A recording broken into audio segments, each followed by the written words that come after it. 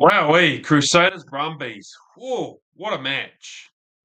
Now, before this game, I've got here that I predicted the Crusaders to come back and win this game by 5 points.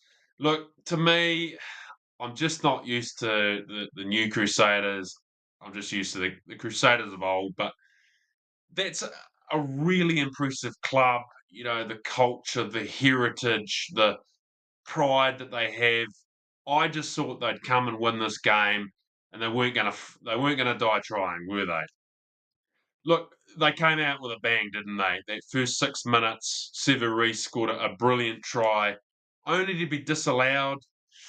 Guys, that was harsh, wasn't it? I thought that could have gone either way, that call, but I mean, I probably agree with it. It was slightly forward, but just another recurring theme for the Crusaders. They're just not quite getting those big moments when they need to.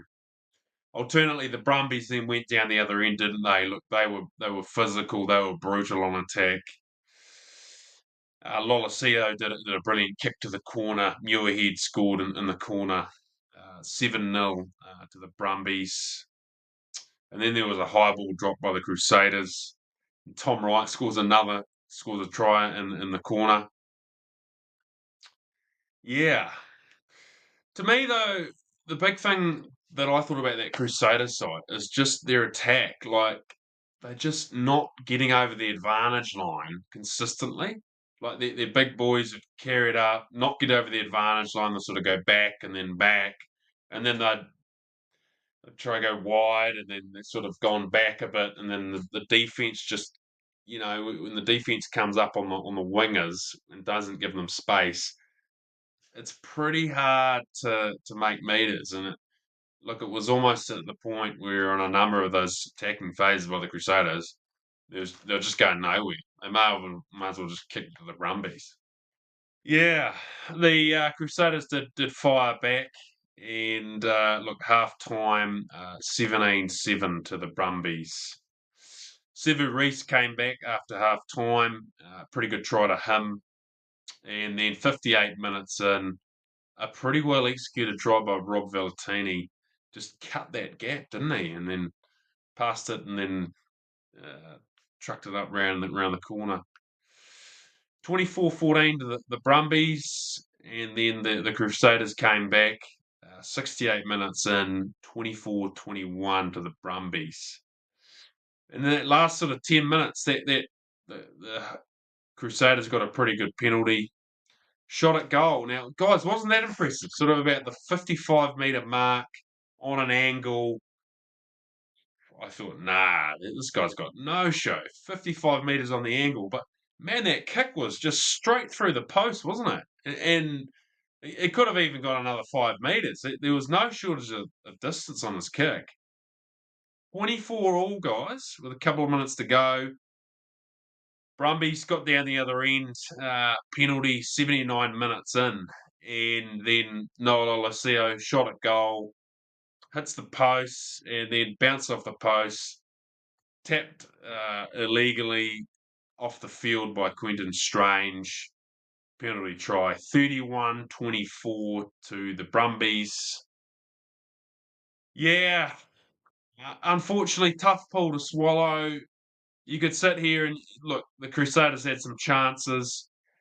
To me, I thought Brumbies were the better team tonight. Their attack was much more brutal, accurate. Uh, yeah, but a very tough pill to swallow. Look, players to watch. Look, Tom Wright for the Brumbies. Look, he was fantastic tonight. One thing that I've actually missed before with him, guys, is he's deceptively quick. Particularly in that last sort of 20 minutes. Made that break, steps inside and then out. But he gassed Sevu Reece, and Sevu Reece is no slouch. Like, he is quick, Tom Wright. Look, a couple of good tackles by him. He was solid. I would think he'll be in that Wallabies mix, assuming he keeps this form going later in the year. Cullen Grace was good for the Crusaders. Look, his defense was solid. His work at the breakdown was good. Look, I'm not going to say he was exceptional. He wasn't exceptional tonight. He was good. But to me, he was one of the best or the most effective for the Crusaders with the ball carries. A few of his, or a number of his, actually made the advantage line, which was not the case for a number of the other Crusaders forwards. Look, sport, there's always winners and always losers, isn't there? Look, Rob Penny, you can't help feel for the guy. The way it's looking like the Crusaders won't get in the top 8 this season, which is just absolutely crazy.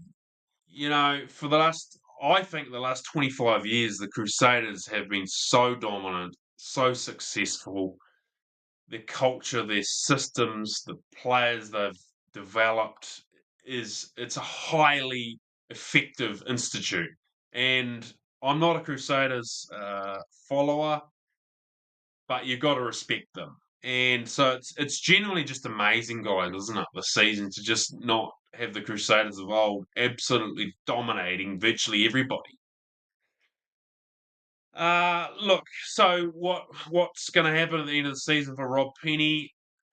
It's going to be difficult. Look, I genuinely feel for the guy, but on the other side, the systems, the culture, the Crusaders Institute, for it to be getting the results that it's getting this season, as an independent, you'd have to say that is unacceptable for that franchise. But again, in sport, there's losers and there's winners. What this does, I want to highlight here though, is Razor Robertson. And particularly last year, I've met a number of people and they just said Razor Robertson shouldn't have got the All Blacks job. Razor Robertson doesn't have international experience. Razor Robertson, he's had it easy at the Crusaders. Yeah, well, garbage, right? You look how dominant Razor Robertson was with the players he's had over the years, and look what's happened when he stepped down and a new coach has stepped into the environment. Suddenly, the Crusaders aren't the dominant force like they were under the Razor era. Guys, if you've enjoyed this video, please like, subscribe, and add your comments on the match. Absolute blockbuster, and congrats to the Brumbies. Cheers.